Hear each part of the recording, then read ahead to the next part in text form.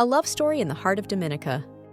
Once upon a time, in the heart of Dominica, there lived a young man named Kweyol and a young woman named Carib. They were both known for their love for their island and its vibrant culture. Kweyol was a farmer, tending to his crops under the warm Caribbean sun, while Carib was a skilled craftswoman, known for her beautiful baskets woven from local reeds. Their paths crossed during the annual Creole Music Festival, a lively event filled with traditional music and dance. Kweyol was captivated by Carib's grace and skill, and Carib was drawn to Kweyol's passion for the land. They fell in love, their bond as deep as the Caribbean Sea and as strong as the island's majestic mountains. Their love story became a symbol of unity and harmony, reflecting the spirit of Dominica.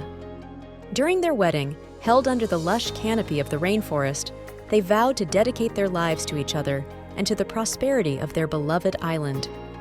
The celebration was filled with traditional music, dance, and a feast that included the local delicacy, callaloo. And so, their love story, like their love for each other, became woven into the fabric of Dominica's culture, a testament to their enduring love and the rich traditions of their homeland.